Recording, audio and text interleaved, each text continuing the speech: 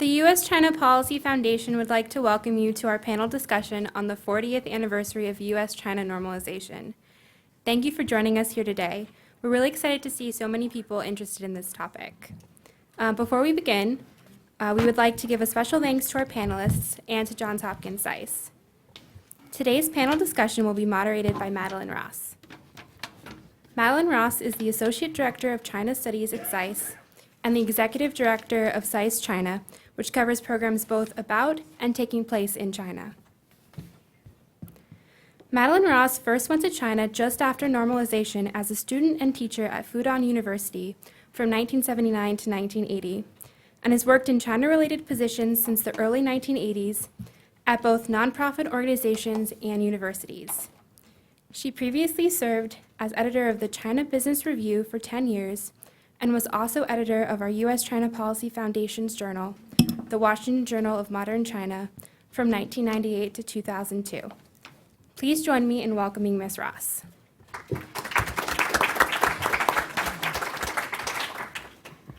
Thank you, Ariana, and welcome everybody here today. It's great to have so many people join us on such a beautiful spring afternoon, but I don't blame you because we really have a rare opportunity today to hear from four very distinguished panelists who are speaking on normalization and who have been themselves involved in all aspects of normalization between the U.S. and China for the past 4 decades, and even beyond that in the case of Ambassador Roy and perhaps others who were engaged in the rapprochement and the negotiations that led up to normalization. I know for myself that the 40th anniversary brought back all kinds of memories to me of going over as a young student just out of college and how excited I was at normalization, and realizing that we think about the period of estrangement as being so long, for 30 years, from 1949 to 1979, and yet suddenly here we are. It's been 40 years of engagement, so we've actually had quite a bit longer engaged with China than we did in estranged. So I think there'll be a lot to talk about, and without further ado, let me introduce our first speaker, Ambassador J. Stapleton Roy, who will be known to many of you by reputation, if not in person. He may not remember that I met him in 1979 at a small gathering when he was the Deputy Chief of Mission at the embassy in Beijing. But by that time, he was a seasoned China hand. He was actually born in China and raised in Chengdu and Shanghai, Nanjing, and went back to the United States for college, but then joined the Foreign Service and had a long career, 45 years, I believe, in the Foreign Service, retiring as a career ambassador, the highest rank that he could achieve. Along the way, he focused on East Asia and the Soviet Union, had a very distinguished career, and served as ambassador to China from 1991 to 1995, as well as ambassadors to Singapore and Indonesia. You have a full bio here, so without further ado, I'm going to turn it over. Thanks. Thank you, Madeline. Good, still afternoon. Good afternoon. Not evening yet. I came with some very erudite prepared remarks, but as I was sitting here talking to Dr. Wong, I decided, why bore you with all these profundities? Dr. Sutter is going to talk about the relationship going forward. I can talk about the relationship going backwards. And so I thought it might be more sensible to go backwards rather than working through a text. But if my mind gets befuddled, I'll try to find something useful to say from my prepared text. I want to begin by saying and paying my respects to Dr. Wong. I joined the Foreign Service I left China in 1950 after the Korean War started. I was there during the first year of communist rule. And came back for college, and when I graduated from college, I joined the Foreign Service. And you couldn't get promoted if you didn't have a language, and the only language I had was the smattering of Chinese that I had learned in my year in Nanjing after the communists took over. So I took the beginning Chinese language course at Georgetown University, it was in the evening, and Dr. Wong was the teacher. And it was remarkable because the textbook was beginning Chinese, and I knew all the vocabulary in there, and I was quite fluent in all the vocabulary.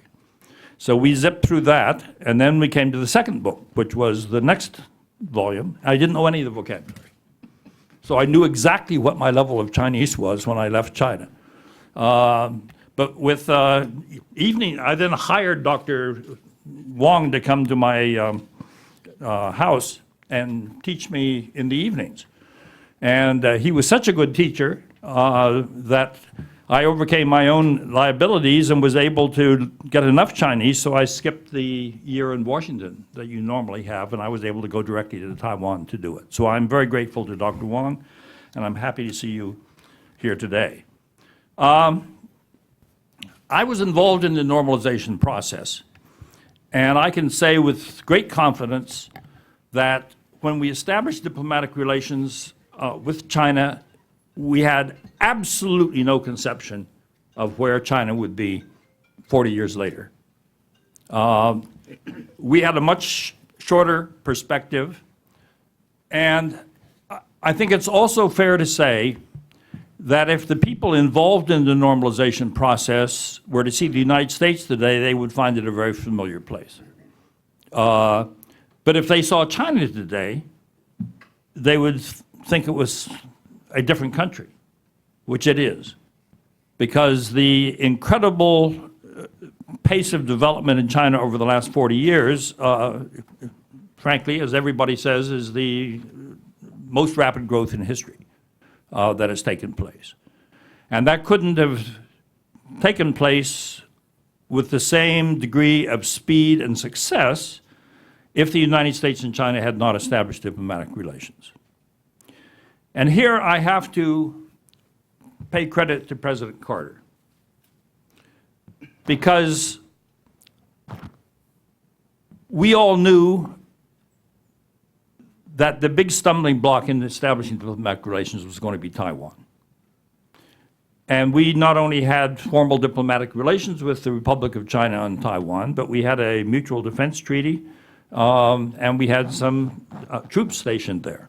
Mostly just an advisory group. This was not a military base. And we learned in the 6 years after the Nixon visit in 1972, through interactions, when Dr. Kissinger was Secretary of State, he was first of all dealing with Zhou Enlai and then with Deng Xiaoping, and then that continued under Ford and with Cy Vance when President Carter became the president. And it became clear that we were going to have to meet the three conditions, which was to break diplomatic relations with a friendly government, end the security treaty with a friendly government, and remove our forces from Taiwan. Now, try to picture a president in the period from Jimmy Carter to now who would have had the political courage to make those sorts of decisions. I continue to reflect on the question of what if we had not been able to break the deadlock with Deng Xiaoping under Carter, and if President Reagan had come in, would we have been able to establish diplomatic relations with the People's Republic of China under those circumstances? And I'm frankly not sure that we would have been able to. And if you look back over the period going back to the Nixon period, I think it's fair to say that we only really had two presidents in that period who were completely comfortable with foreign policy. The first was Nixon, and the second was George Herbert Walker Bush. But President Carter is an underrated president because he was only in for 4 years. But in the first 2 years of his administration, he established diplomatic relations with China. He got the SALT agreement, the first SALT agreement with the Soviet Union, and he got the Camp David Accord. We have lots of presidents who were president for 8 years and didn't have accomplishments as significant as those 3 events were. And he accomplished this in 2 years. Now, during most of this period, even when the presidents didn't know very much about foreign policy, they had advantages of highly experienced staff who could make up for the fact that they themselves didn't have deep knowledge about the foreign policy issues. And that's one of the things that makes the current situation in the United States so different. Because we not only have a president who does not know anything about foreign policy, but he is unable to draw on the most experienced people in the Republican Party because they opposed him during his election campaign and therefore are not eligible to be in the presidency. So this is something that Bob Sutter is going to have to wrestle with when he gets to his remarks. We have a situation where we don't have a president who understands foreign policy, and he does not have the best minds in the Republican Party making up for whatever deficiencies he may have through this lack of understanding. And we're trying to deal with a US-China relationship that is encountering the normal types of problems you would expect to emerge when a big, major power moves from a position of poverty to a position of genuine wealth and power. That's probably the White House objecting to something I just said.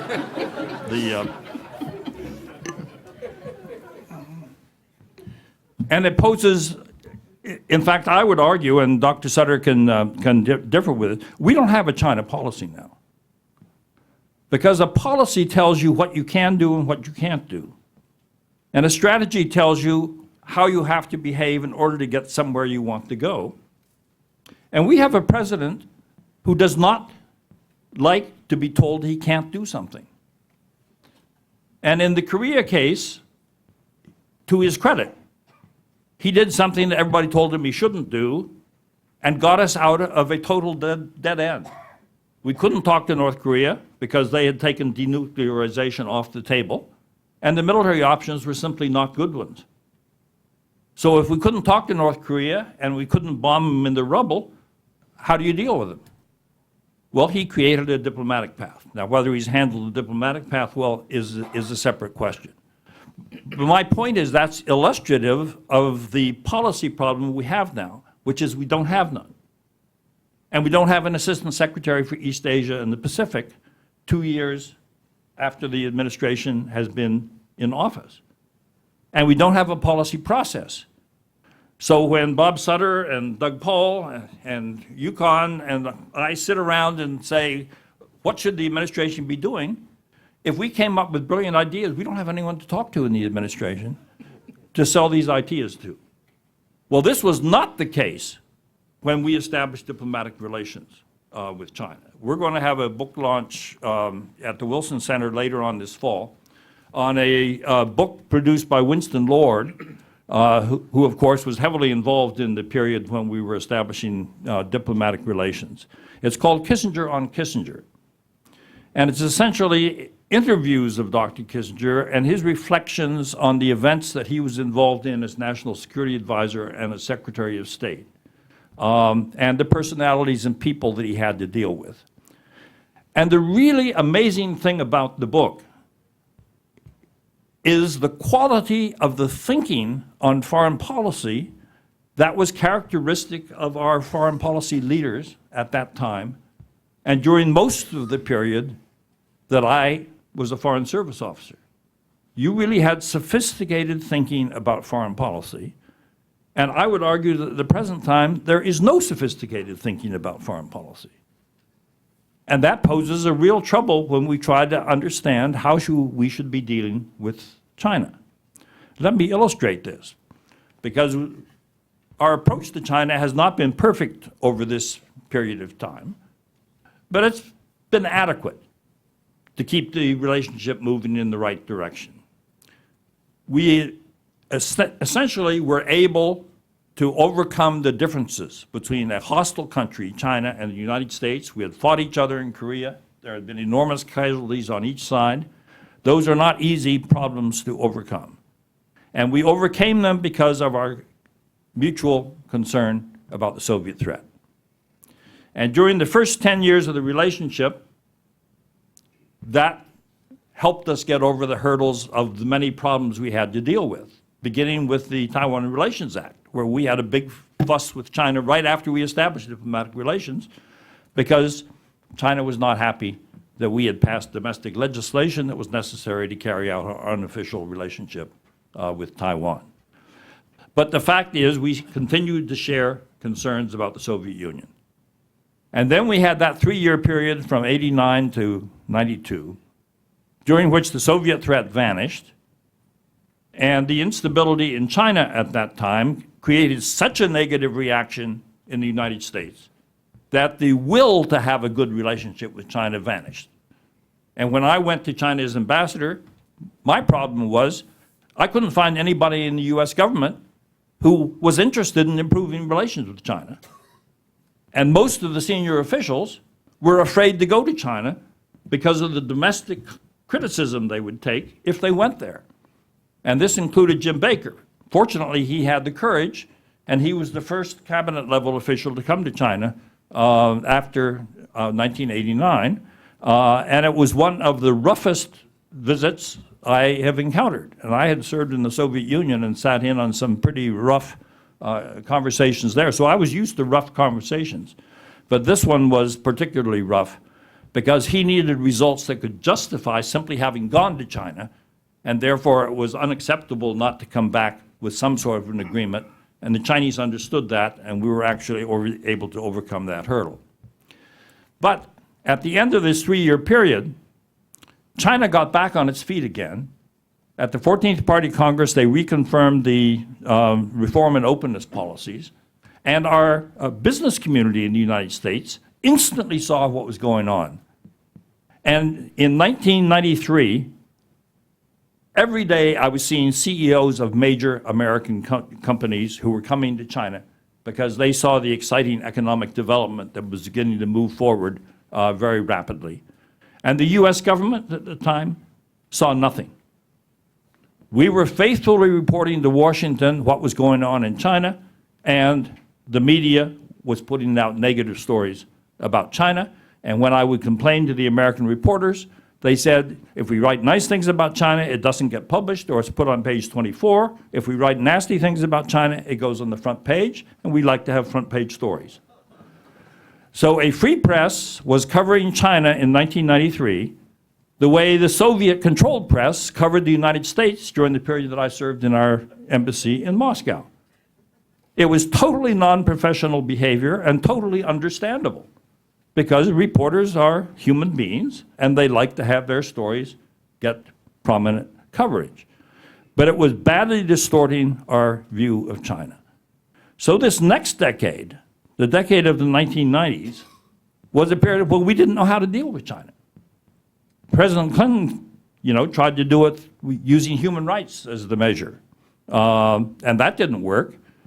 And then he finally figured out in his second term that China actually was an emerging major power, and therefore we had to start dealing with them on that basis, and that we had the exchange of senior leaders that should have taken place in the first 4 years of the Clinton administration. But he got caught up in domestic scandal, and as in the case of Nixon, that essentially limited his ability to go much further in the relationship. Then we had the next decade, and George W. Bush, who did not like to take advice from his father, who knew a lot about China, but who I correctly estimated, because the Chinese were all over me trying to find out, what sort of a president he would be, and I didn't know him. But I did know his father. And my sense was he would have picked up from his family and the occasional visits he had made to China, not any details about foreign policy in China, but that China was a country his father believed the United States could get along with. And as you know, George Bush Sr. was the head of our liaison office back from 1974 to 75, that period, which was a very difficult time in China. And yet he emerged from that Cultural Revolution period in China with a sense that the United States and China could find ways to get along with each other. And I thought that George W. Bush would have inherited that attitude, and I was right. So he kept U.S.-China relations on a fairly stable keel, and that was important because this was the period when the democratic transition in Taiwan had produced a president from the Democratic Progressive Party that favored independence for Taiwan. So there were genuine strains in the cross-strait relationship, and George W. Bush kept the relationship steady. And that was the decade when we began to realize that we had to deal with China as an emerging major power. And that attitude was sort of carried over into the Obama administration, which was transitional. But when we've come up to the current period, we have suddenly discovered that China had developed and was prosperous enough and militarily developed enough to pose a strategic threat to the United States. And so the emerging sentiment in the United States is that China is going to be the big strategic problem for the United States, the big strategic threat. And what's completely missing is the attitude that George Herbert Walker Bush had when he was dealing with a much worse China back in the 1970s. Nobody seems to have the sense that we can get along with a strong, prosperous China. And I consider this total nonsense. Why is it that the United States, with our prosperity and our strength, are defensive in thinking that we can maintain a decent relationship with China? I very rarely see articles say, you hear articles talking about war with China. Graham Allison sort of used political science theory to say that rising powers and established powers, they automatically get into conflict much of the time. But what are the war-fighting issues between China? I mean, I've met a lot of Chinese leaders, and I haven't met a single one of them who said, you know, Mr. Ambassador, our plan is to get prosperous and strong and then throw it all away in a conflict with the most powerful country in the world. Does anybody really think that China's leaders think that way? That they want to destroy all of the benefits of economic development by getting into a conflict with the United States? So why is it that the United States seems to think that conflict with China is unavoidable? Now, Taiwan is a special case. But people talk as though we might get into a war with China over rocks and shoals that are uninhabitable in the South China Sea unless you build structures on top of the rocks and shoals, which I find totally bizarre. Countries don't go to war over rocks and shoals that are going to be underwater anyway in 30 years because of global warming. And yet, people are actually seriously talking about dealing with China this way. So I think one of the things that ought to emerge from thinking about the U.S.-China relationship over the last 40 years is it's high time that we got serious in our thinking about China. We do not basically have war-fighting issues with China. We have strategic rivalry issues with China, and we are as well positioned as anyone in the world to deal with strategic rivals because we are strong and have a strong economy. So, on that note, I will turn it over to Dr. Huang.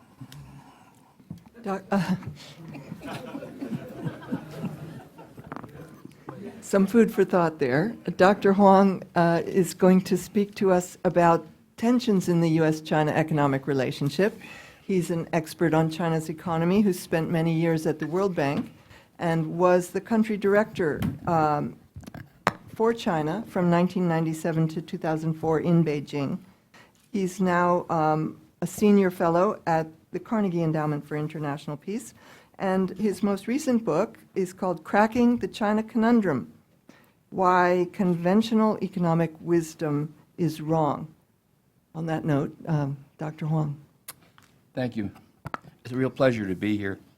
I'm here with three of the most distinguished foreign policy experts in the world on China, and I can't hope to sort of like compliment or duplicate that. So I'm an economist. Economists are always very boring. They're full of numbers and facts which no one can comprehend. So I like to resort to pictures, because I know I'm speaking to an audience where there's unlikely to be many economists, but you do want to understand what's going on. So we had 40 years of a relationship which the ambassador described ably. Why is it that the tensions have emerged just in the last 20 years? Can we actually show why it emerged and how? And it's largely due to economics. And I want to show you two diagrams. This is a diagram. It's hard for you to see, but it shows the response to a question: who is the world's leading economic power? So Pew and Gallup ask the American public this question every year. If you go back 20 years, overwhelming majority would say, obviously America is. But that changes over time. By the time you get to the global financial crisis, it switches over. The American public, the majority now says China is the global leading economic power. If you ask China the same question, who is the world's leading economic power, how did they respond?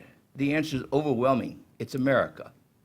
So why is it that the Chinese get it right, but the Americans get it wrong? And this is a major factor underpinning current tensions, but it's on a wrong premise. Change the question. Are you favorably or unfavorably disposed toward China? Do you like China or dislike China? It's a more personal question.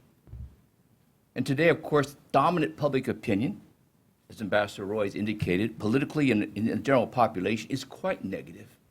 But what's surprising is it wasn't always the case. So this is the survey results of the question: are you unfavorably disposed or not to China? Go back 10 or 15 years, the majority of American public opinion is quite positive. And then you see that it starts to increase towards becoming more unfavorable. But it's not a straight line trajectory. It actually is cyclical. As recently as 6 or 7 years ago, public opinion was very positive. Today, it's quite negative. And in my book, I talk about how economic factors have shaped this opinion. But this opinion is interesting because you can actually influence it with policies, both economic and foreign policy. It's not a straight line trajectory. And very recently, relationships were so much more better. So how do we ask the question, why do people think America is no longer the leading economic power?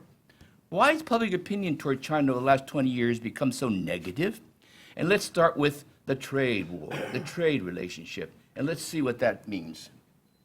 Let's begin first with the concept of who is the dominant economic power. 200 years ago, let's not talk about the last 40 years. 200 years ago, China accounted for 33% of global production. 33%, 200 years ago. This fell to 2% by 1950, 1980. So the last 40 years is the rise of China going from 2% to 18%. And here you have it today. This is the tension. The intersection of America, Europe, and China of exactly the same share of global production. No wonder we feel the tension. And see how the trend's going to continue. The decline of the West, the rise of China. And this leads people to ask, who is the dominant economic power? Now, what's extraordinary about this diagram is two aspects that, if you look at it very carefully, explains why this problem is so difficult to resolve. The rise of China is unusual because it's a returning global power. That means historical factors have a larger impact upon discussions than they might normally. The second, it's the first global power as a developing country. The third factor, the steepness of this ascent, is so sharp that institutions both here and in China have not matured enough to deal with it. So the three basic factors which differentiate this rise in this tension from the historical clashes that we're seeing in other countries. And then look at the trade balance. Starting from about 2000, China is generating huge trade surpluses with America, similarly large trade surpluses with the EU, but not as large, and deficits with the rest of the world, particularly Asia. So this is the background to the trade tensions. This is a geographically differentiated pattern that does not fit any other country. And here's the interesting aspect of this pattern. It won't change. It will not change for a generation. So we're fighting a trade war, trying to deal with these surpluses, but no matter what we do, whether it's tariffs, exchange rates, This pattern of huge surpluses with America cannot increase. No wonder the last report a month ago showed that America's deficit with China is still increasing despite all the tariffs. And the answer is it will continue. There's nothing you can do about it for a variety of reasons which people don't fully understand. Let's ask the question, are U.S. and China trade balances linked in some way? We're fighting a trade war. The assumption is that America's deficits and China's surpluses are somehow linked. So if I can use tariffs or exchange rates, I can somehow solve the problem. So here's the irony. They're not linked at all. And this is very strange, because if you look at two major powers, in many cases, their trade relationships are linked in terms of the balances, but these two major powers, their trade balances are not linked. They actually move in the opposite directions. So if you go back to America, it's generating huge deficits starting from the late 90s. Trade problem emerges for America. Is China responsible? Clearly it is not, because it isn't even generating any surpluses. So how can China be causing America's trade problems when it doesn't even generate any surpluses? Then when America's trade deficits get better, China's surpluses get actually larger. It moves in the opposite direction. And today, America's deficits are getting larger, but China's surpluses are getting smaller.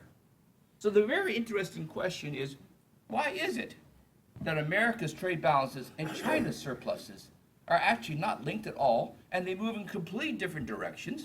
If we understood that fully, we would realize that this U.S.-China trade war is actually nonsensical, because you actually cannot influence these balances, but everyone thinks that you can. America's views of China's trade policies are quite negative. So here's a ranking of 4 or 5 countries. China is seen as the most unfair. Now, how do we know and measure or indicate that Americans think China's policies are unfair? There is this Section 301 report of the Trade Act. Every year, America looks at 90 countries, and it certifies whether their policies are unfair or not fair. So here's a diagram of a dozen countries over the last 20 years. And I've picked China, India, in red, unfair. Australia, Japan, Taiwan, Korea. Now this is interesting, because until their income levels got to 25,000, even Australia, Taiwan, Japan, and Korea's policies were seen as unfair. But once they reached a certain income level, their policies no longer are seen as unfair. And this tells us something, actually, that all developing countries, actually, which grow very rapidly, their policies are seen as unfair. But they all become fair once they reach a certain income level. And there's a logic behind this which people don't understand. But the logic tells us that this is really a battle about technology transfer, the competition between great powers. So here's a chart which shows how hard a country is trying to become more innovative, to become technologically more advanced. So I've graphed all the countries in the world against a per capita income. So what it tells you is that the richer your country is, the harder you try to become more innovative, right? Now, if you're above the line, you're trying harder than normal. If you're below the line, you're trying less hard as you would expect at income level. So what makes China different?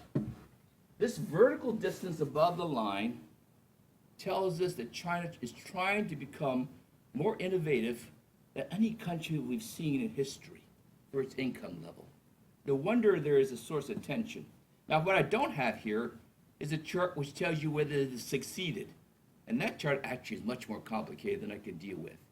But one particular concern that the world has is that while trying to become more innovative, they think it's coming from the transfer of technology.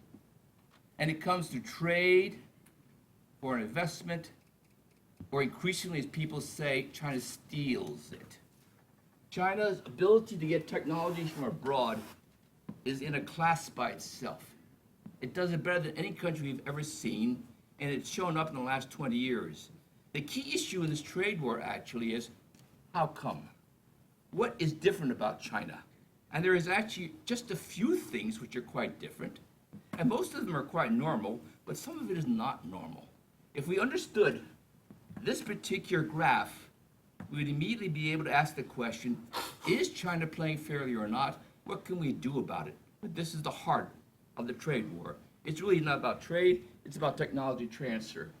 Lastly, if I were asked to describe what is the conflict between China and America, it's the vision of where China's economy should be going from a Western perspective.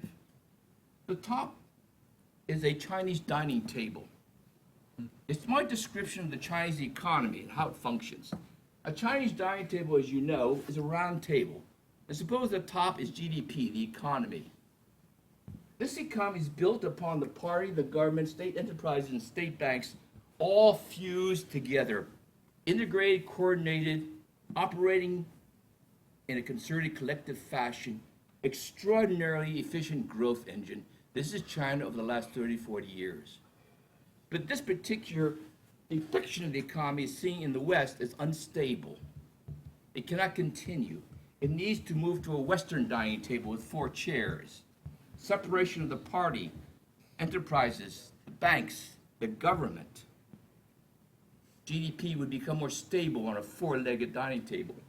This war in the minds of many people is a debate between what is the current situation in terms of the economic system and the political system, and what we in the United States and Europe think China needs to move to. And since it has not done this, and somewhere stuck in the middle, this has sourced a lot of the tensions that you see between the two countries. Lastly, I want to show you a chart, because there's the major question. Is the rise of China good or bad for America? That's fundamentally the question. So here's a chart of China's growth rate over the last 30, 40 years, and growth rates of emerging market economies, the green, the United States, Europe, and Japan. What you see is a clear relationship that the growth of China has led to a huge increase in the growth rate of the emerging market economies, because China's demand for raw materials, commodities has uplifted, and this is clearly positive. This is ambiguous. Is this decline in the West because of China, or is it the global financial crisis and its implications? Now, if we understood this particular relationship, we'd have a far better understanding of the question, is China's growth in the future going to be good or bad for the world or for the West, and what do you deal with this? Lastly, I want to ask the question, how should the West respond to this trade, technology war, the current tensions? The answer is, if China cheats, there are legal remedies. Cheating should not be tolerated. You should address this.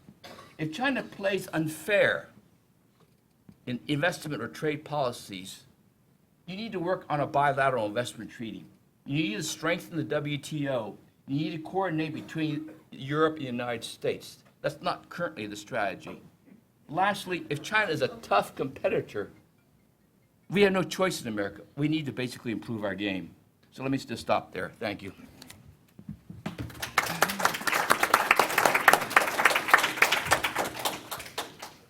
Next up is Doug Paal, another person well known here at SAIS and in the audience, and he's going to talk about the effect of normalization on Taiwan. He has himself had a long and distinguished career in government. He worked on the National Security Council staffs for Presidents Reagan and George H.W. Bush. He held a number of other positions in the Bush administration, H.W. Bush administration. He was the director of the American Institute in Taiwan between 2002 and 2006. And then after that, he was vice chairman of J.P. Morgan Chase International from 2006 to 2008. He has been also working overseas in the U.S. embassies in Singapore and Beijing, and he is currently a distinguished fellow at the Carnegie Endowment. Mr. Paal. Thank you, Madeline, and thank you all for being here to join my panel and appreciating your attendance on a beautiful evening.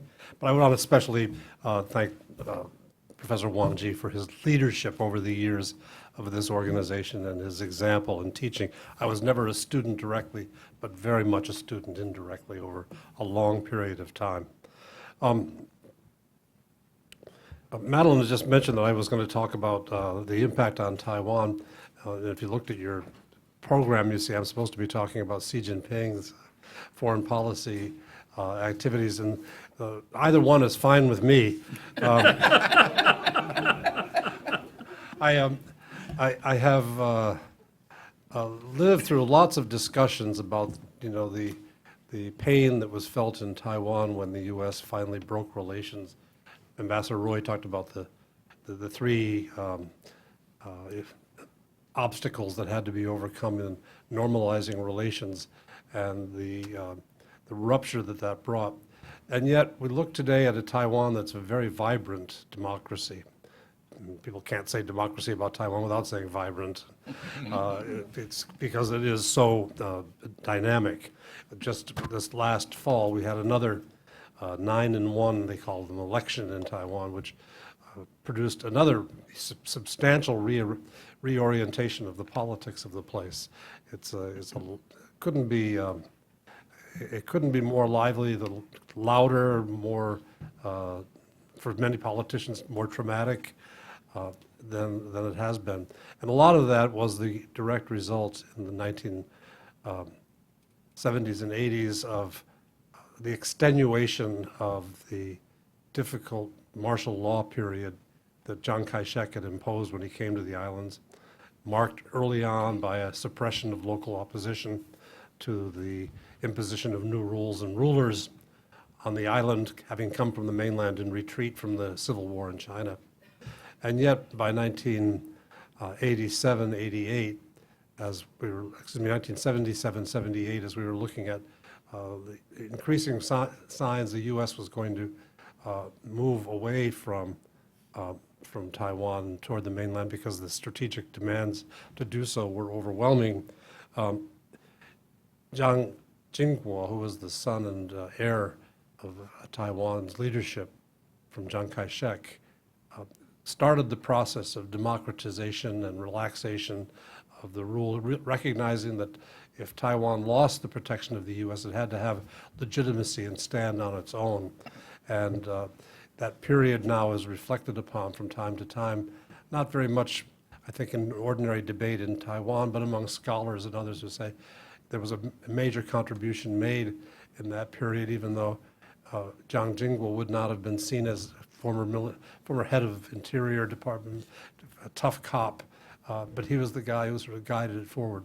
And there were some emblematic periods in that, including the famous Kaohsiung incident, that led to the arrest of a number of people for getting out of sync with the election cycle and threatening in the mind of Jiang Jingguo that there would be risk to Taiwan domestically during the period when the U.S. was shifting toward the mainland.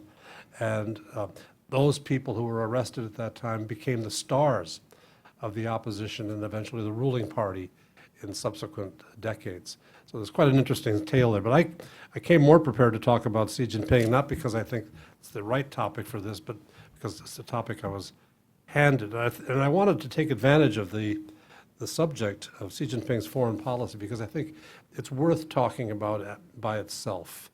And the first thing I would note is that we tend, for the purposes of establishing a narrative, you always try to personalize what's going on in the country.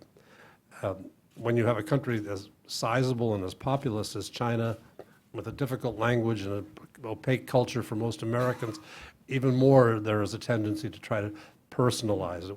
Deng Xiaoping, people will recall of a certain age, was twice made the Time magazine Man of the Year in the 1980s because he was seen as the person who had brought China out. And there was a great deal to be said for his personal role in all of that.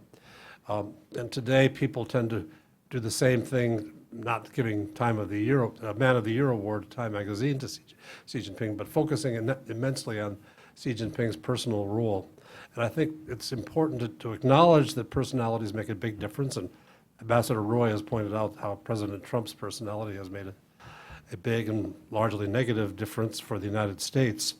I think in China's case, it's first thing we ought to distinguish between continuity and change. And many of the things for which Xi Jinping is becoming known, which is include tough position on the South China Sea islands, the fortification of these little rocks and shoals in the South China Sea, tough posture toward Japan, a China that has a strong authoritarian culture, the Belt and Road Initiative, which he did bring forth early in his term as president of China and head of the Communist Party. These things are giving him an image of having been the man who created it all. And I think it's important to remember that the first inroads into the South China Sea were under his predecessor. The initial tensions with Japan over the Senkaku or Diaoyudao Islands were under his predecessor, not under Xi Jinping.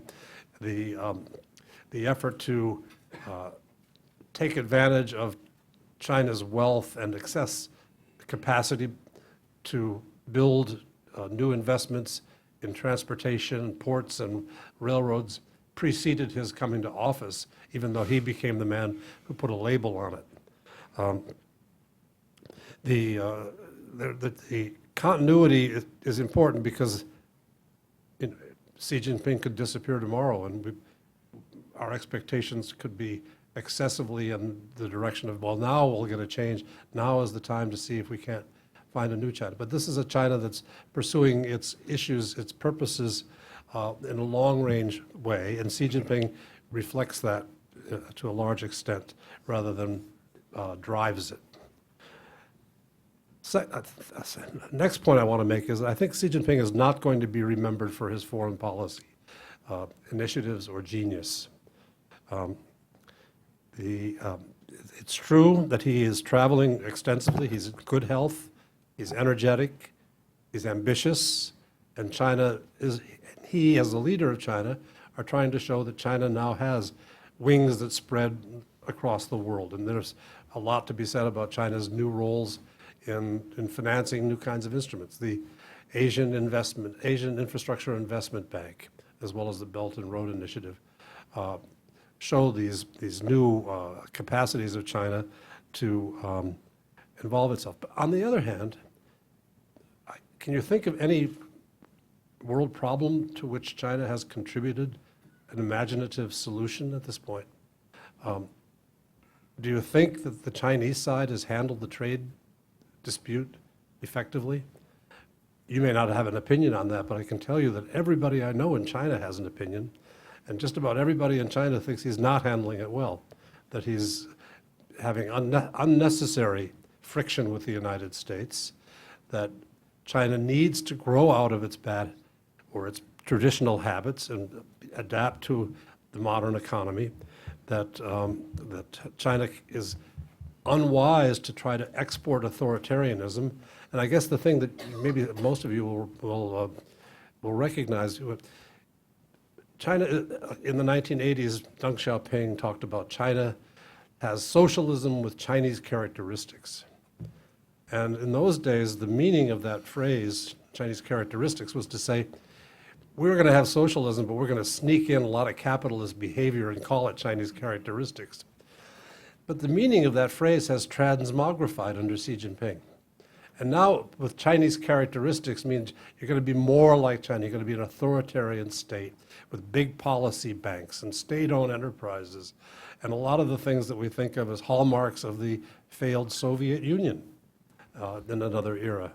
And the good news for us here in America, if we're concerned about Chinese influence abroad, is that every time China tries to sell its policy initiatives as having Chinese characteristics, neighboring Nepalis and Russians and Indians and Vietnamese and Burmese and others all say, but we're not Chinese and we're not interested in being part of something that's Chinese characteristics. So whatever cleverness may be ascribed to Xi Jinping for using this phrase to try to market authoritarianism around the world, it actually has a negative impact on the listeners to whom he's appealing, and therefore a self-limiting effect. Our own efforts in the United States current administration to admonish countries not to engage in the Belt and Road Initiative or not to be taken in by the siren song of authoritarianism, it's not half as effective as the Chinese own ineffectiveness of labeling these programs as being of Chinese characteristics. I think Xi Jinping will be more remembered than for foreign policy than for trying to, and quite successfully, reasserting strong central control over the political situation and eventually over the economy. The shifting of resources away from private sector investment towards state-owned enterprises. There may be some justifiable economic logic to this in certain areas, but the overwhelming drift is toward less productive investment every year that goes on. And China is getting lower and lower rates of return on investments because they're putting it into state-owned enterprises that, unlike the private sector, have been unable to maintain high levels of productivity. The Chinese advertisement of self-satisfaction, that things have gone so well that people should follow the Chinese, again, sits badly on foreign audiences and is self-limiting. I would like to take a moment to talk a little bit more about the Belt and Road Initiative, because I think this has gotten a lot of attention because Xi Jinping went to I think it was Almaty in Kazakhstan to announce it early in his time in office. And at the time, it was a good headline, and it looked like he had ambitions to invest across Central Asia, a place where I would hope China and others would invest, because you've got Muslim populations largely there, underemployed. We've seen what happens to underemployed young Muslim youth in other parts of the world, and so we would wish well for the Central Asians to be able to develop their economies and provide jobs and opportunities for their people, and China seemed to be talking about that. But what needs to be mentioned is that when Xi Jinping laid this out, he laid out no bureaucratic plan, no scheme for what this would be. It was one belt would be railroads and roads across the central part of Eurasia, and the other would be the belt, which would be a series of ports through the south of waters, Southeast Asia, South Asia, off to Middle East and Africa. One road and one belt. The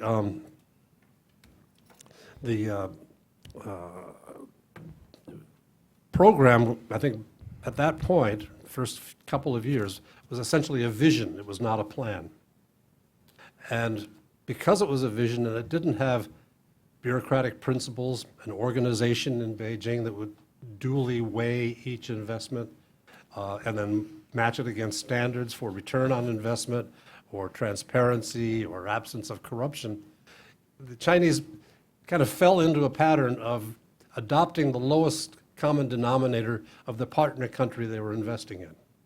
So you end up going to some of Africa's most corrupt and difficult countries because they were ready to make the boss's vision look good by signing up to it, but brought with them conditions which are now reflecting badly on the Belt and Road Initiative as a whole, which the administration today is trying to explain by saying these are debt traps, these are going to take you down rat holes, don't get involved.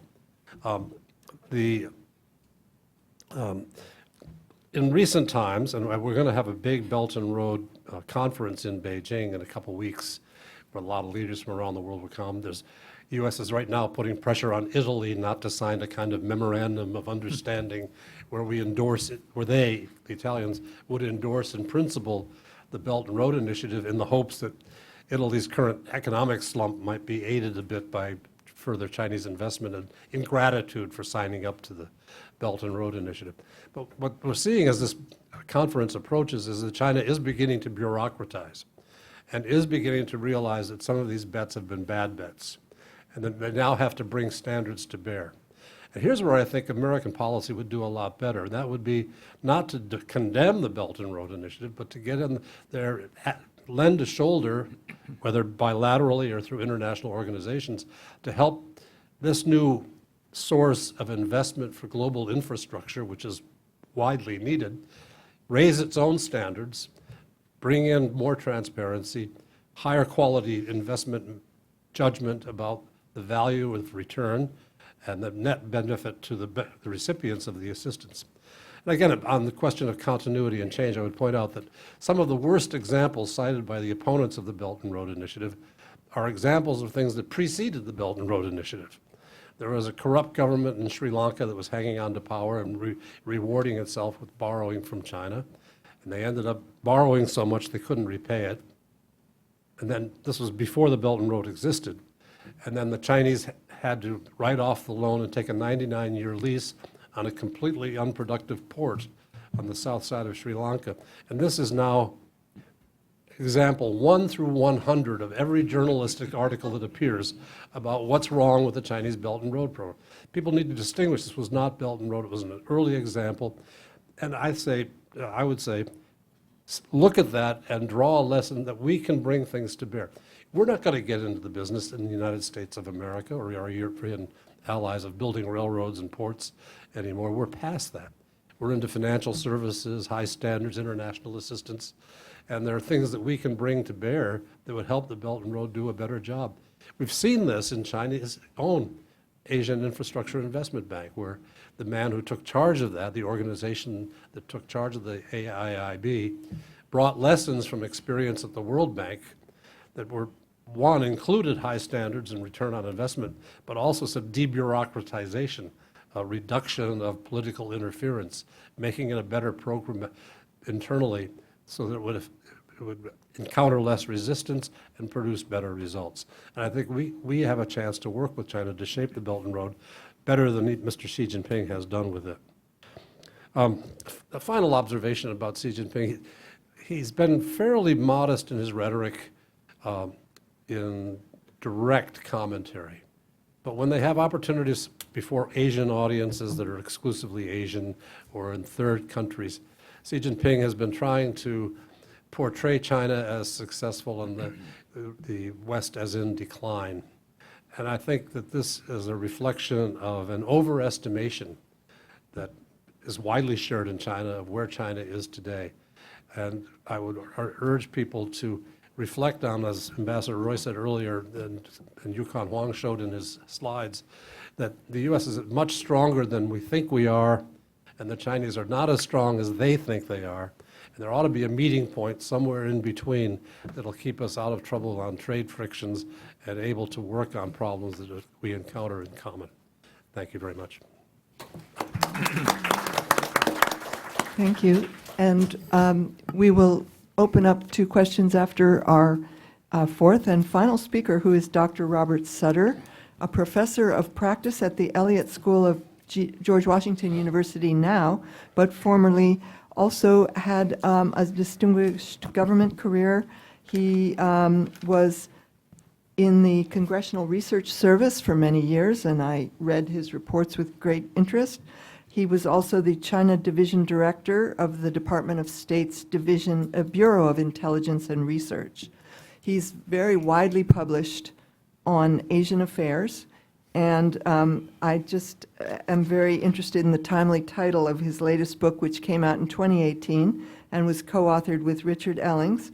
It's called Axis of Authoritarianism, Implications of China-Russia Cooperation.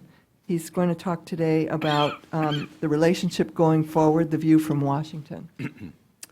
Thanks very much. This is a view from Washington. A view.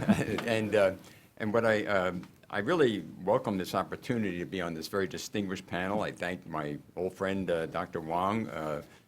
When I was at the Library of Congress, I worked a lot with Dr. Wong over 20 years, and so it was a great pleasure to be here with you today. I have points to make about the hardening of the U.S. government approach to China that we've seen over the past 2 years. That's what I'm going to be talking about. This is an evolving issue. I take the change seriously. I think this is an important matter. We have to pay attention to this. We can't just say, oh, these are stupid people. I think we have to understand this better in my own judgment. I don't think there's a definitive assessment that can be made yet. I think we're dealing with a lot of events, a lot of circumstances, a lot of it we don't understand. We have the motives of people we don't understand. And so what I try to do is I have a 4-page list. Happy to share it with anybody that wants to, so that you understand what I'm talking about, of developments and things like that that I think are quite important. And I find the only way I can write about this is with situation reports. Do a situation report. Here it is. This is what's happening. They're moving in this direction, folks. Where is it going? What's driving it?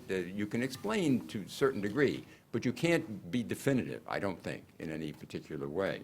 So with those caveats, I'm going to offer these points to you and give my perspective on it. And I think with the notion that I will look out and give some sense of, well, what should we look for in the next few months, in the next year, rather than say this broad trend where it's going. I just can't predict that at this point. I guess I will start with the national security strategy. This happened at the end of 2017. This document, I've spent my career in Washington. I've been here 50 years. I remember Lyndon Johnson very well. I was in the CIA with Lyndon Johnson. Boy, was I a very junior person there. But nonetheless, I've watched this over the years. And I haven't seen language like this about China from the executive branch in 50 years. The language in the national security strategy with China as the main opponent, the main competitor, the predatory, this kind of language about China wasn't there. After Tiananmen, this was not happening by the executive branch. The Congress was doing all sorts of things, but the executive branch didn't do this. So you have to say, what's gone on here? Why is this happening, this kind of change in discourse in dealing with this kind of things? And so I try to understand the origins of this, and I don't have a full understanding. But if you go back, you'll see a lot of Republican dissatisfaction with the Obama government, and they're dealing with China. And indeed, Obama looked weak in dealing with China. And the Chinese were making advances that were offensive to a lot of Americans who were concerned about the South China Sea and other types of issues. It seemed that there was a sense that Mr. Obama was being taken advantage of, and that the Chinese, and it was being mishandled. If you are interested in this, look at the GOP platform of 2016. The Republican, it's before the election. And they lay out their view of China, and it is very negative, a very negative view, and very positive about Taiwan, remarkably positive about Taiwan. Now, you could say, well, what does this mean? Well, maybe not too much. I don't know yet where this came from within the administration. But I think what you do, if you have a mindset that we've been weak, the United States has been weak, and the Chinese have been taking advantage of us, and you start investigating the situation, and you'll find all sorts of evidence where, indeed, the Chinese are taking advantage of you. And all sorts of aspects where it looks very bad from the American perspective of what the Chinese are doing. And so what you find is this kind of thinking, I think, is very much behind the evolution toward the hardening policy that's been going on over the past year. Keep in mind, I guess the watchword is we now have a whole of government pushback against China, against the challenges that China poses. Not against China, against the practices of the Chinese government is what's going on. Now, this GOP platform didn't go very far. China wasn't a big issue in the 2016 presidential campaign. It was a very secondary issue. Donald Trump overshadowed all of this. He wanted to have South Korea have nuclear weapons. Remember that? This kind of approach. So that overshadowed anything about China. But it seems to have evolved to a point where you have, by late 2017 and early 2018, you have the emergence of this thing that China is the main danger to the United States. And what happens here is that you find certain people in the administration, senior officials, not Donald Trump, senior officials like the director of the FBI, the USTR, Mr. Lighthizer, and a number of others say, Lighthizer says in March of 2018, China's economic practices are an existential threat to the economy of the United States. It's a very strong statement. And the FBI director says we need a whole of government effort, whole of society effort to push back against China. All of this is in early 2018. In any event, whatever the reasoning behind this in the administration, the Congress picks up on this. The Congress becomes, they didn't devote much attention to China in 2017. They were busy with the tax cut and health care and all this sort of stuff.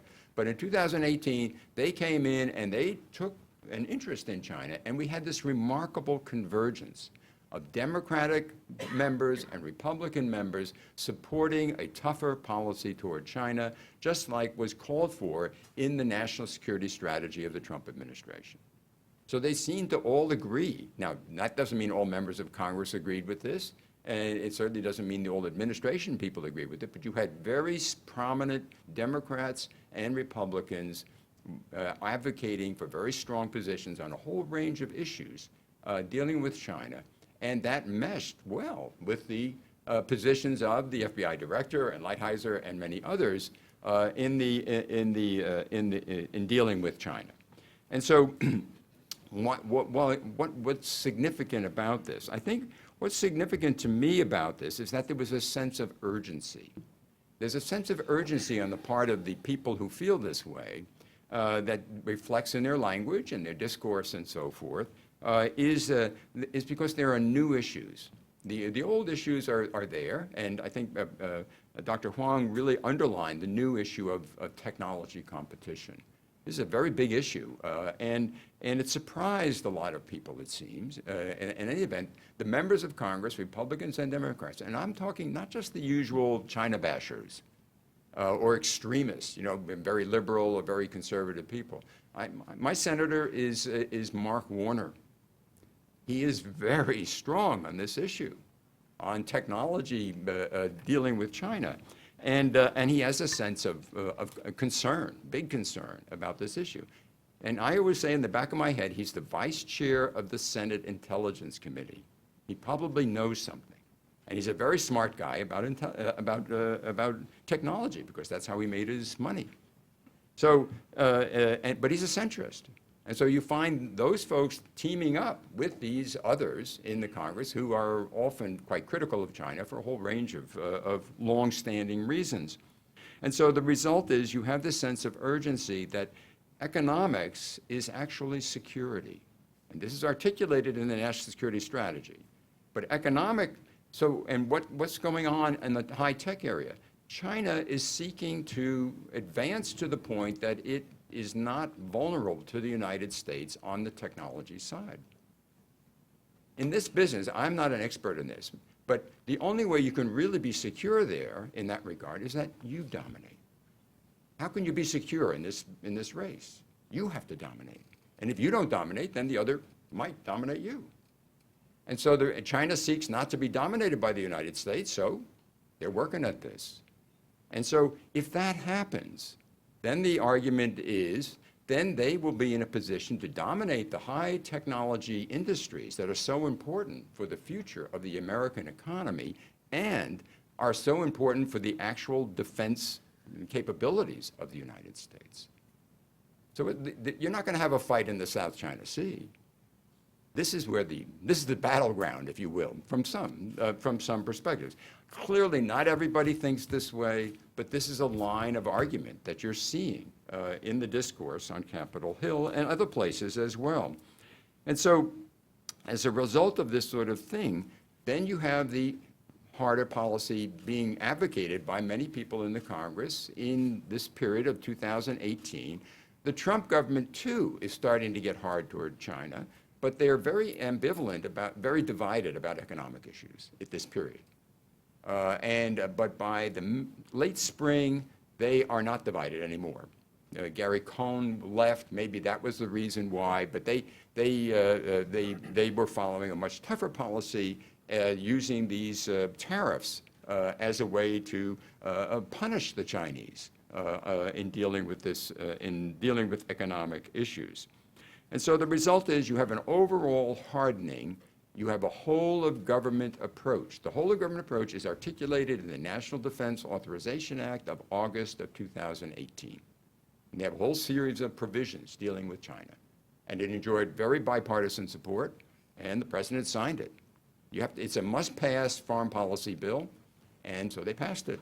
And so it's laid out there. So if you're interested in it, read that. It has a whole different set of elements that goes through it. And what we've seen is the Congress is continuing this activity.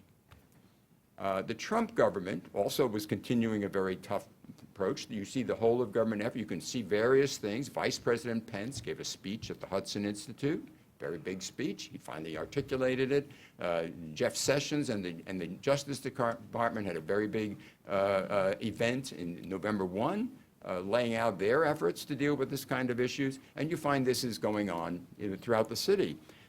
It's calmed down on the executive branch side in the past few months. I assume it's because of the sensitive trade negotiations. You don't see a lot of that, but you see plenty on Capitol Hill.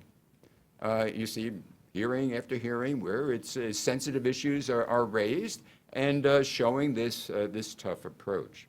And so this has become, and in addition, this is what I'm watching, just the elements I'm watching, how much support does this get? When I do speeches outside of Washington at various times, and I'm always impressed at how the public that I talk with, informed public, they don't understand what's going on here in Washington.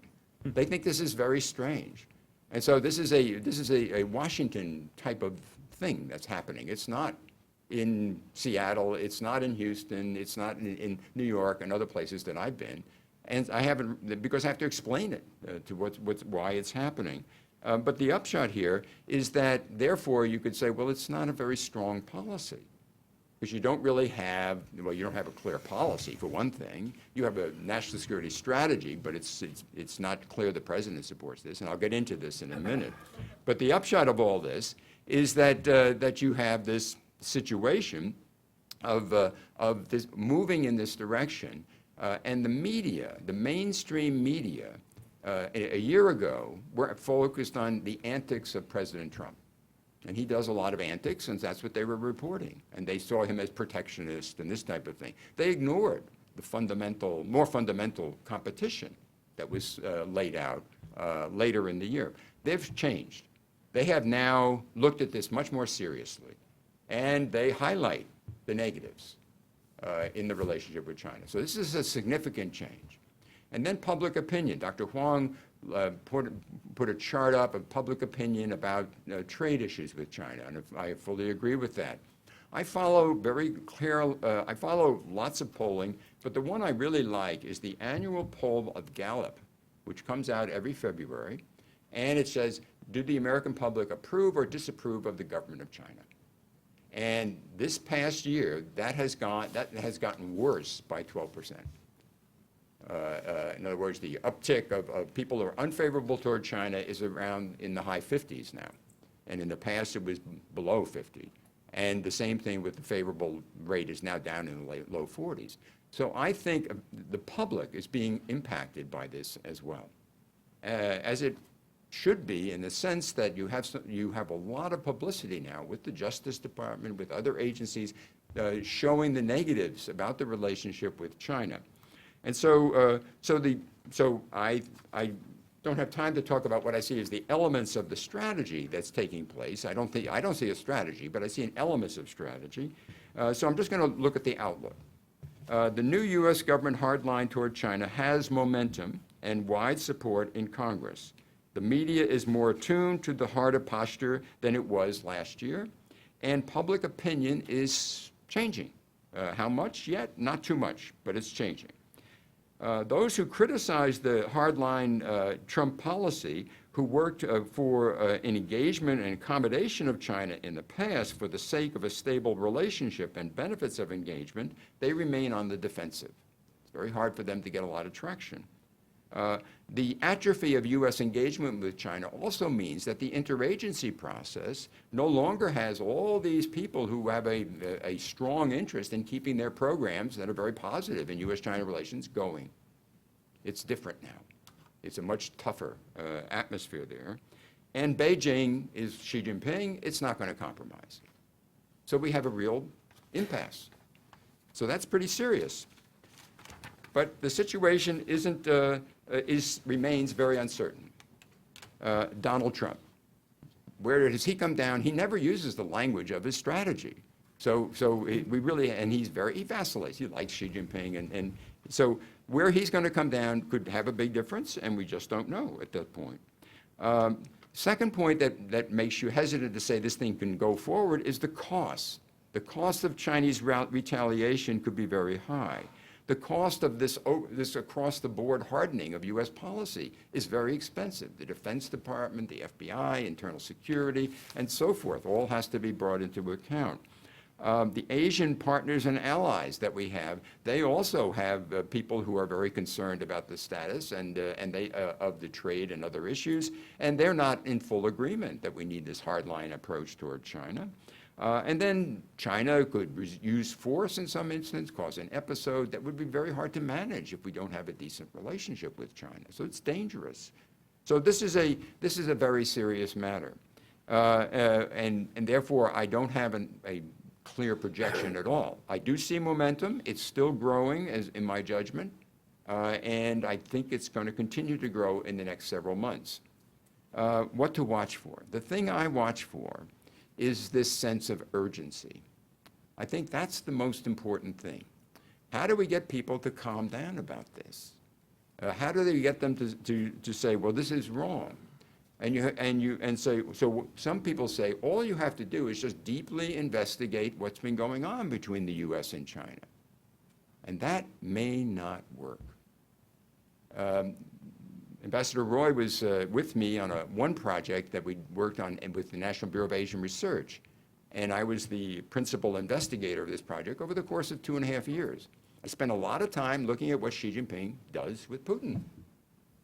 And I did that deeply. And I came into that project being, everybody knows me, I'm ambivalent, I go back and forth. I'm not really an ideologue in that sense.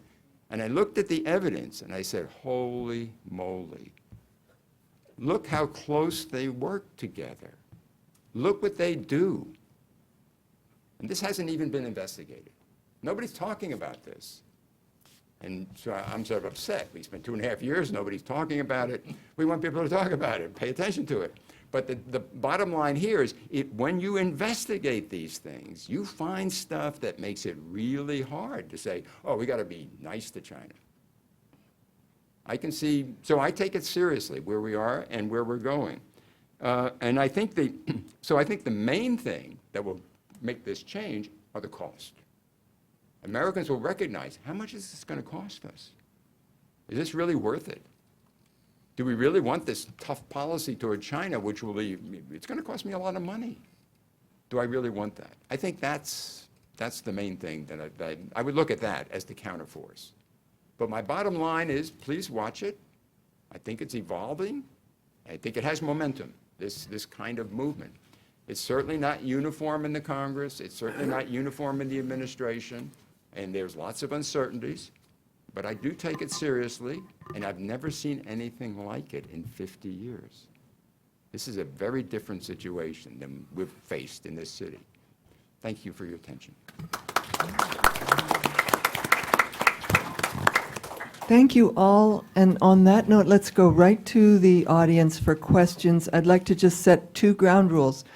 Identify yourself briefly, and please state your question as succinctly as you can. Go ahead, Jim. Giulio Pugliese, King's College London, Department of War Studies. Thank you very much. I'm a peacenik, make no mistake. I'd like to ask Dr. Sutter, actually, on that very point, the very conclusion that you've made. What priorities is public opinion giving in terms of the China discourse, so to speak? And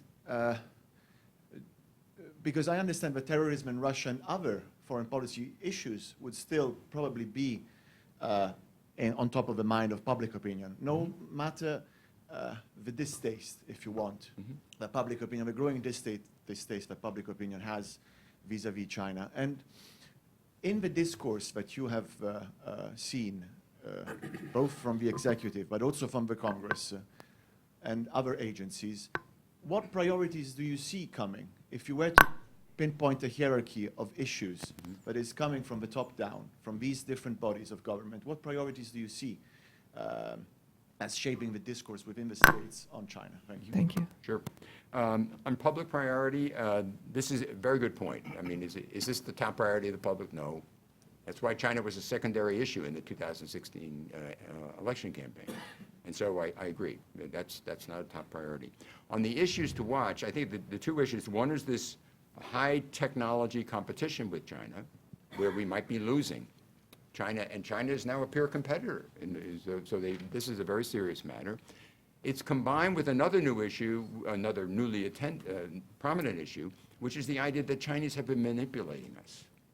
They're sort of subverting us. We have to guard against them in a whole range of ways.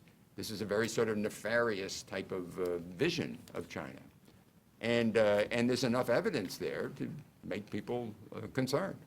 And so these two things put together are the new issues which lead to the sense of urgency, and particularly if you see economic competition in the high-tech area as fundamental to the power of and leadership of the United States. Thank you. We have a question right here. Thank you.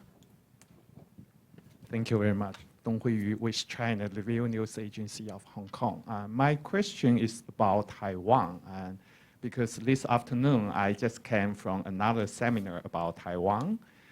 Many American experts are calling for changing the U.S. policy toward Taiwan. And Ambassador Royce mentioned that it's hard to imagine that the U.S. and China will fight a war for the rock in the South China Sea, but Taiwan is a special case.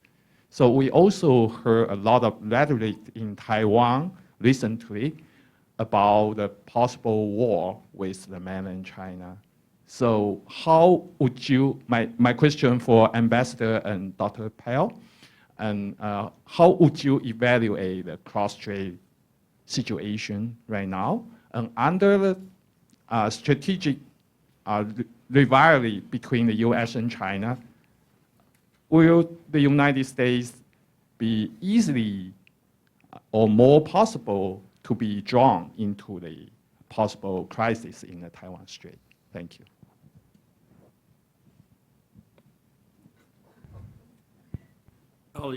I'll lead off, and Doug can follow. It's 40 years since we established diplomatic relations. We had a framework for managing the Taiwan issue that was reflected in the 3 joint communiques. Over those 40 years, Taiwan has been a remarkable success story. Its per capita GDP now is equivalent of some European countries. The cross-strait relationship opened up, and you had trade and investment across the strait. You had the 3 links. You had hundreds of weekly air flights between Taiwan and the mainland.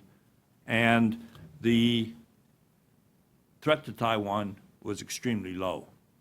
When you visited Taiwan and you heard people talk about their concern about being gobbled up by the mainland, it turned out the concern had to do with economic gobbling up and social gobbling up, so they would lose their identity. It was not military gobbling up.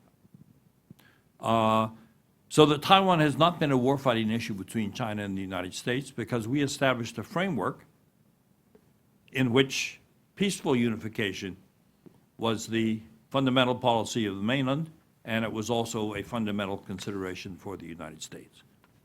Taiwan becomes a warfighting issue if you move outside of the framework, and especially if you move outside of a one-China framework. And there is no question that there are Americans who think that you can diddle with the framework and somehow improve things. But the only analysis that I have seen has to do with how it would be so much nicer if we could do, higher level visits to Taiwan and cooperate with them militarily, et cetera. But I don't see much analysis as to what the downside consequences are. Beijing, rightly or wrongly, has said that an effort for independence by Taiwan is a warfighting issue. So if the United States, while pretending that we're not doing it, in fact is giving Taiwan encouragement to move in an independence direction, then we're essentially creating conditions for a military confrontation between the United States and China. And I don't think that's in Taiwan's interest, and I don't think it's in the U.S. interest, and it's certainly not in the mainland's interest. Now, the mainland is not being helpful. They've had extensive contacts with Taiwan now, and they have been unable to increase sentiment in Taiwan in favor of unification. At the same time, the military threat from the mainland is credible in Taiwan, even though in the United States people tend to not think it's all that credible. So in Taiwan, if it's a choice between going for independence or going for unification or maintaining the status quo, the majority all favor the status quo. The president of Taiwan campaigned on maintaining the status quo, but in fact she's not maintaining the status quo because she won't refer to a one China policy. The United States has supported more space for Taiwan internationally, but that was within a one China context. If you begin talking about more space with Taiwan outside of a one China framework, you're talking about moving toward independence, and then you get into problems. So I find the level of understanding of the sensitivity and the potential risks involved in dealing with the framework in the United States absolutely atrocious. Absolutely atrocious. There's just no understanding of the consequences of tinkering with something. And that's dangerous. You have unanimous votes in Congress in favor of violating the one China framework in dealing with China by encouraging high-level visits to Taiwan, that under every administration, Republican and Democratic, over the last 40 years have been considered inconsistent with our one China policy. And yet Congress passes it as though there's no risk in doing that. Well, this is a dangerous situation. And the administration is doing nothing to help. They're totally passive. State Department didn't lift a finger when Congress was passing the Taiwan Travel Act. So I think the Taiwan issue is actually a very dangerous issue. And it's becoming more dangerous. And the reason it's dangerous is because there is very little understanding in the Congress and in this administration of the danger of tinkering with the framework that has been so good for Taiwan over the last 40 years and so good for the mainland and for the United States. Now, the problem is the mainland is showing impatience about unification. Well, if the mainland wants to get into a war situation, show impatience when you are unable to alter attitudes in Taiwan in favor of unification. For peaceful unification to take place, you have to be able to persuade the people of Taiwan that it's in their interest to go in that direction. And that's not a question that the United States can alter. That's a question between the mainland and Taiwan, and they can engage directly now.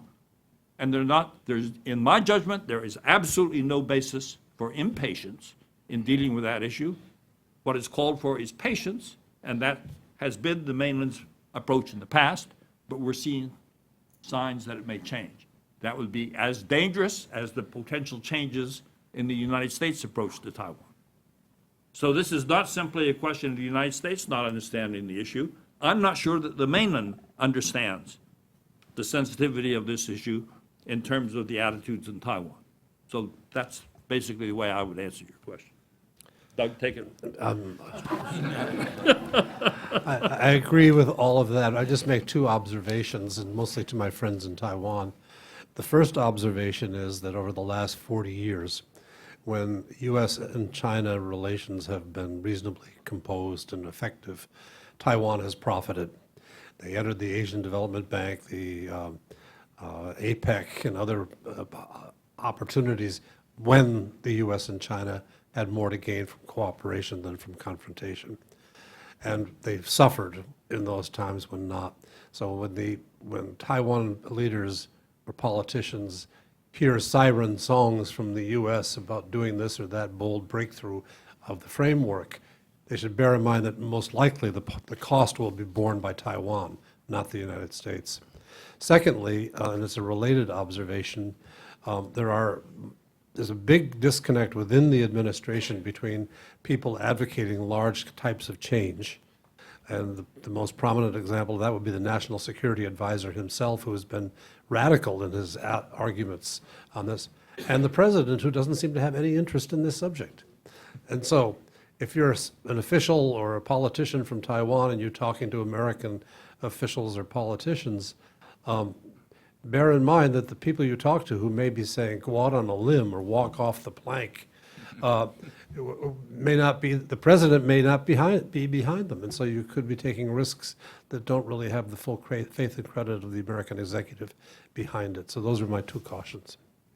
I think we have time for one short question, and I'm looking for a student. I'm not seeing a student, so, oh. Yeah, okay, right here. Thank you. Thanks very much. I'm Alex Hammer. I'm an economist at the U.S. International Trade Commission. And this is sort of a nuts and bolts question for Dr. Wong. You identified in your great charts some issues about technology absorption intensity and innovation efforts, if I read them correctly. Right. I was wondering if you could elaborate a little bit about what you meant by that and whether you factored in for issues like forced technology transfers, whether that was possible or not. A very complicated subject, which I'm writing a book on. So maybe there are 40, 50 slides. I showed you a chart of effort. And how do you measure effort? It's a combination of many indicators: research intensity, subsidies, support for research, et cetera, et cetera. And you have 4 or 5 agencies which create indices. And so what I've done there is put that together and showed relative efforts across countries. And the key message is, the richer you are, you spend more effort, of course. The poor countries spend less. China's in the middle, but China spends much more than you would have predicted at that level. So that's effort. What I did not show you was results. That is actually ambiguous. China, in terms of outcomes, as measured by the technological sophistication of its products 10 years ago, was actually below normal for its income level. That's kind of surprising. But when you think about it, it's not surprising. All those high-tech components come from other countries: Japan, Taiwan, South Korea. They're actually not made in China. Okay?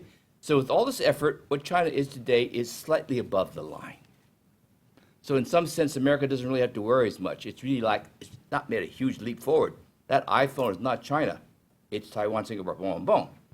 But what I've not captured is what products actually matter. And it turns out that only a few products matter more than others. Okay? And lots of these are the innovative capacity of your services. And that's America's strength. America's not a manufacturing economy. It's an agriculture economy, it's a services economy. Its ability to dominate the world does not lie in manufacturing. It lies in its control of the international financial system. It gives them the capacity to levy sanctions. So what you see here in these diagrams, which I did not show you, is that America has a huge advantage and control of the international financial services and the innovative capacity of those services, and China has nothing. So no wonder a huge aspect of the debate between U.S. and China is services, financial services, and how you deal with that. Okay, so that's what the messages are. So it's a complicated message. And the last point I would make, there are innovative products where it is clear that one side wins, the other side loses. But the bulk of innovative products, every side gains from collaboration. So we're reaching the point globally where it did not exist, I would say, 100 years ago, where there are what I would call products whose importance technologically is so great that the world as a whole cannot actually afford to allow any country to dominate in that area. And we have not devised a system for the global community to come and realize that aspect and then basically come out with a proper way of managing it. In an economic profession, it basically says you're going to have to decide that that's going to be jointly developed and shared.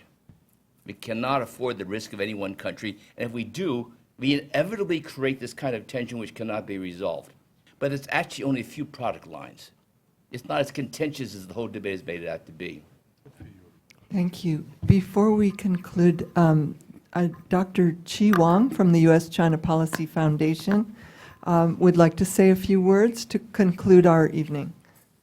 I just wanted to say thank you for our speakers, give a great presentation, and I'm so happy we got so many participants today. And this year, 2019, I've been here 70 years. I came here in 49. As a student, I'm still here.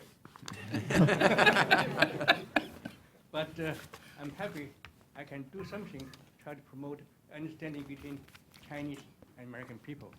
With the help from Ambassador Roy, my old friend for 60 years, and others, Dr. Paal, Robert Sutter, and Dr. Yukon Huang, and Madelyn Ross, and plus all these important participants. I wanted to thank everybody, and now we are concluding our panel discussion, and we'll have a small reception of some Chinese pastry, okay? And see you next time, until next time, okay? Anytime you have to send an email, okay? Thank you to the U.S. China Policy Foundation and to the panelists.